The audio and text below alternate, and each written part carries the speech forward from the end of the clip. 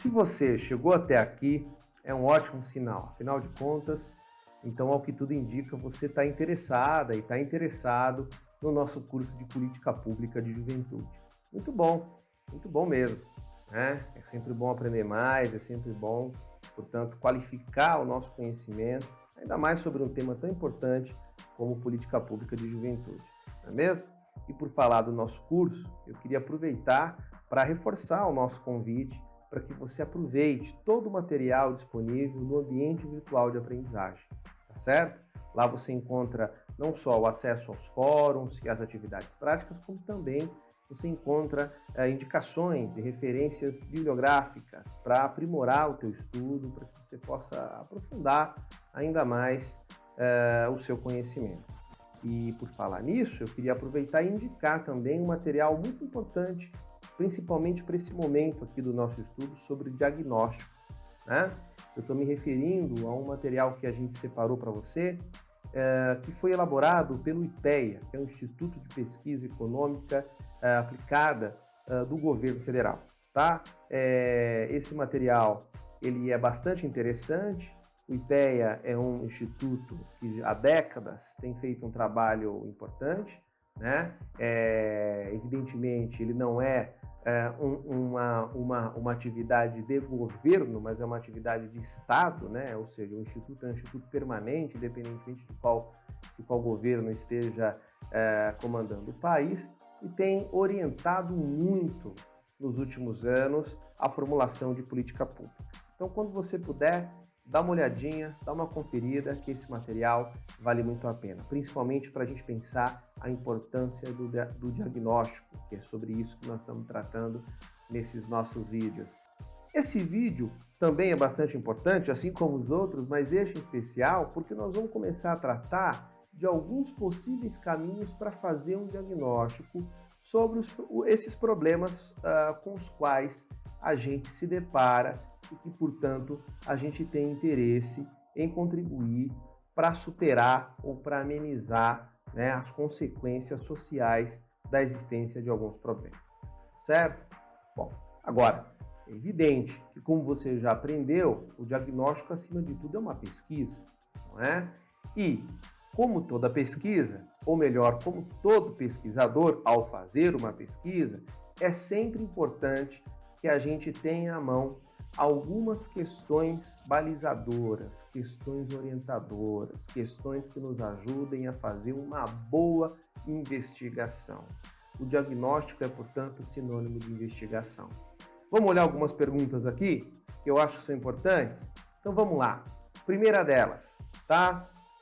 A primeira pergunta é: quais as causas que acarretam o problema que eu estou tentando compreender? Quais as causas que acarretam o problema? Esse é um ponto importante, né? Vou dar um exemplo. Olha, temos uma questão ligada à falta de geração de emprego ou de oportunidade para os jovens. Nós temos que refletir o que é que está gerando isso. É uma questão econômica? É uma questão educacional? Enfim, quais são as causas que acarretam um problema, tá? Uma outra pergunta: quais são as evidências do problema na realidade do município? Ou seja, o que é que torna evidente que existe aquele problema? Usando o exemplo que eu citei aqui, o que é que tornaria evidente a falta de oportunidade para jovens no mercado de trabalho? Tá claro? Há quanto tempo este problema existe? Essa é uma terceira pergunta, né? Quem são os mais afetados por este problema? Olha, uma quarta pergunta muito importante, não é? Do ponto de vista regional, como esse problema se apresenta? Ele é um problema só da sociedade ou ele é um problema regional? Vamos pensar, por exemplo, na questão ambiental. Será que é um problema só municipal ou regional, né? E aí, uma pergunta importante para quem quer até justificar a sua defesa e a sua luta por uma determinada questão. A pergunta é: por que o governo precisa resolver esse problema?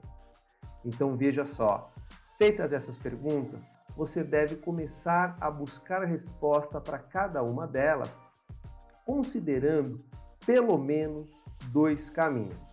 Eu preciso dizer uma coisa, essas perguntas são apenas sugestões, nós podemos ter outras tantas perguntas, mas são perguntas basilares, né? Que já podem ajudar você a começar a sua investigação. Não vamos perder de vista, diagnóstico é investigação. Agora tem dois caminhos aí para a gente começar a responder as perguntas. O primeiro deles, e mais fácil, vamos chamar assim, e mais à mão e mais próximo, é esboçarmos possíveis respostas, levando em conta aquilo que a gente já sabe, a nossa experiência, a nossa vivência, a nossa realidade naquele território. Seja porque a gente vive o problema, seja porque já ouvimos falar sobre o problema. Não é? A pergunta que eu faço a você aqui é o seguinte: será que um jovem sem emprego já não sabe a dificuldade que é trabalhar ou buscar um emprego em um determinado município? É ou não é? Pensem comigo. A segunda questão, ou o segundo caminho, e esse, de modo mais objetivo, ele deve começar pela busca de indicadores e informações em bases de dados. Olha, vamos prestar bastante atenção nisso. É, portanto, sair da nossa opinião e da nossa percepção pessoal e buscar informações, buscar dados em base de dados, ou seja, informações oficiais que devem estar disponibilizadas por instituições públicas ou acervos digitais, bibliotecas, enfim, que sejam disponíveis e que estejam disponíveis diretamente pelo poder público. E no nosso caso aqui em especial, considerando a natureza do nosso curso, dados que podem ser disponibilizados pela própria prefeitura, pela própria Câmara da sua cidade. Então, vejam só, temos, portanto, dois caminhos para refletir sobre o diagnóstico. O que a gente compreende? Que o primeiro caminho, o das respostas esboçadas por você mesmo, é o mais intuitivo, é aquele que eu conheço por uma intuição e por uma percepção, né? E talvez parece de fato mais fácil para começar o diagnóstico, para instigar ao diagnóstico. Mas é evidente, tá, que é fundamental que, ainda que a nossa percepção nos ajude nessa nossa referência, nós não podemos perder de mão a ideia dos dados e das informações.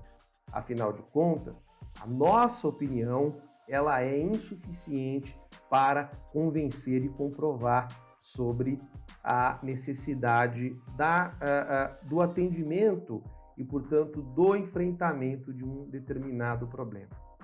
Então, pessoal, o caminho mais objetivo é, sem sombra de dúvidas, buscar indicadores e informações em bases de dados, né? Vou dar uns exemplos aqui importantes. Olha, se tem um site fundamental para qualquer pesquisa, tá? Qualquer pesquisa sobre dados e indicadores municipais, é o famoso IBGE. Você conhece o IBGE, você já deve ter ouvido falar dele em algum momento, né? E um excelente exemplo é o Censo Demográfico, que é produzido a cada 10 anos pelo IBGE, né? São importantes variáveis para a compreensão das realidades municipais, tá certo? Agora, considerando que os indicadores têm uma referência temporal, ou seja, que eles se referem a períodos anuais, semestrais, trimestrais, enfim, podemos dizer que essas informações que eles trazem para a gente são como fotos. É como se você tirasse uma foto de um momento, né? É o retrato de um momento qualquer. Então, o que isso significa? Que a partir da leitura desses dados, a gente vai poder compreender se um determinado problema, naquele momento em que a foto foi tirada, se o problema se agravou ou está em vias de superação. Aí, é claro, eu tenho que ir comparando as fotos, não é? Mas esses registros, portanto, esses registros de dados, indicadores de um determinado momento, quando colocados numa série histórica, nos ajudam a fazer uma análise, um diagnóstico sobre a dinâmica de determinada questão. Tá certo? Bom, a gente continua a nossa explicação no próximo vídeo e a gente vai trazer um exemplo bem interessante para te ajudar aí nos estudos sobre como fazer um diagnóstico. Tá certo? A gente se vê no próximo vídeo. Até lá!